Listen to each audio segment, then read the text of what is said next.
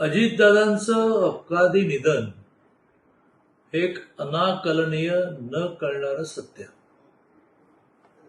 पराधीन आहे जगती पुत्र मानवाचा, दोष ना कुणाचा. तो पराधीन आहे, पण त्याच्या अशा घटनांचा दोष कोणाकडे जात नाही. आणि त्यामुळे संपूर्ण महाराष्ट्र अशा प्रकारच्या उमद्या कठोर वागण्यात असले तरी सुद्धा प्रचंड मृदू संवेदनशील माणसाचा असा मृत्यू महाराष्ट्राचं मन सहनच करू शकत नाही. अनेक जण ह्या धक्क्यातून बाहेरच पडणार नाहीत बराच काळ. काल कॅबिनेटची मीटिंग एकत्र, कॅबिनेट नंतर एक्सक्लुझिव्ह अर्धा तास सांगली महानगरपालिकेच्या महापौर निवडणुकीची चर्चा एकत्र, आणि त्यावेळेला झालेला हास्यविनोद हा एक भास आहे की काय, स्वप्न आहे की काय, असं आता वाटायला लागलं. तर मग काल ते खरंच भेटले होते की काय.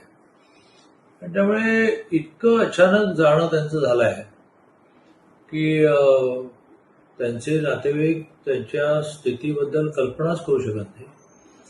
पण बारामती, पुणे जिल्हा, संपूर्ण महाराष्ट्र प्रत्येक जण हळहळतं, हे असं कसं काय झालं.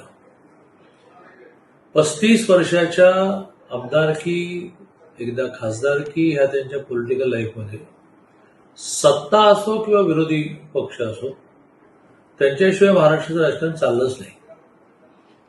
कुठलं खातच राहिलं नाही की ज्या खात्याचे ते मंत्री नव्हते.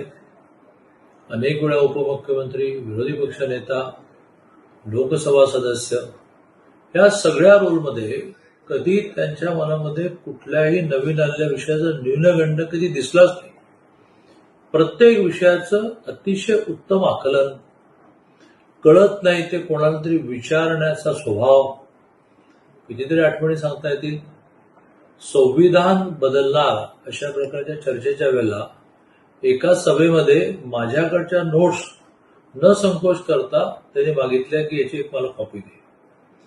ही त्यांची शिकण्याची वृत्ती ही या स्तराच्या राज्यकर्त्याकडे पाहायला मिळत नाही. मी या सगळ्या हास्यामुळे, आघातामुळे त्यांच्या कुटुंबाची जी स्थिती झालेली आहे त्या कुटुंबाला सुद्धा मी खूप जवळून ओळखतो.